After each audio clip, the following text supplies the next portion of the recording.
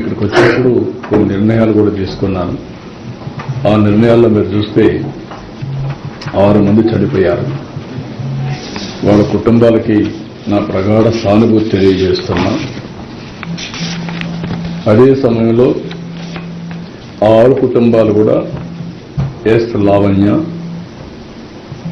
విశాఖపట్నం, శాంతి విశాఖపట్నం, బుద్ధేటి నాయుడు బాబు Narsipatnam, Rajani Visakhapatnam, Nirmala Tamil Nadu state Coimbatore, అదే మరిగా మల్లిగా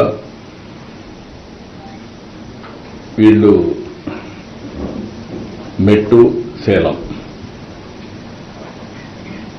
వీళ్ళు మొత్తం 6 మంది చనిపోయారు.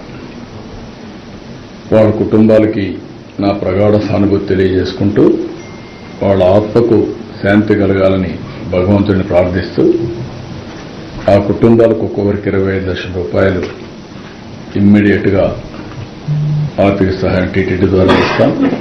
25 లక్షల రూపాయలు బోర్డు కూడా చెప్తున్నాను, వాళ్ళు కూడా వర్కౌట్ చేసి చేస్తారు. వాళ్ళకందరికి కూడా కాంట్రాక్ట్ ఉద్యోగం 6 మందికి 6 ఉద్యోగాలు ఇచ్చేట్టుగా ఇక్కడ కానీ తమిళనాడులో కానీ ఆ ఎంప్లాయ్మెంట్ కూడా ఇస్తారు. ఈ 2 కూడా వాళ్ళు మన టీటీడీ చేస్తారు. ఇంకొక పక్కన ఇద్దరికి కొంచెం సీరియస్ అయినాయి, దెబ్బలు తగిలాయి.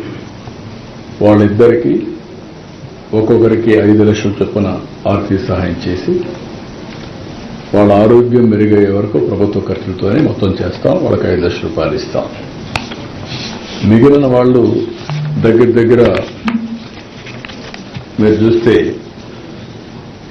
ఆ 2 కూడా తిమ్మక్క, 2 ఈశ్వరమ్మ, 33 మందికి ఇంజరీస్ అయినాయి. ఆ 33 మందికి ఒక్కొక్కరు 2 లక్షల రూపాయల చొప్పున ఆర్థిక సహాయం చేసి వాళ్ళు వచ్చింది వైకుంఠ ఏకాదశి రోజున దేవుని దర్శనం చేసుకోవాలనుకుంటున్నారు.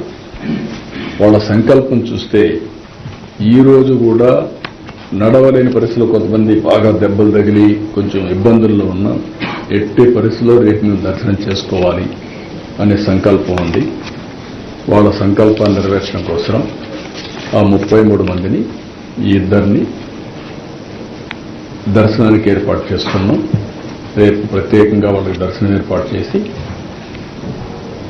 మనమే డబ్బులు ఖర్చు పెట్టి వాళ్ళ ఊర్లో వాళ్ళని చేర్చే బాధ్యత కూడా తీసుకుంటాం. అంతలోపల ఇవన్నీ కూడా ఫార్మాలిటీస్ అన్ని కంప్లీట్ చేస్తాం. ఇంకొక పక్కన ఇలాంటి సంఘటన జరిగినప్పుడు అడ్మినిస్ట్రేషన్ కూడా చాలా అప్రమత్తంగా ఉండాలి.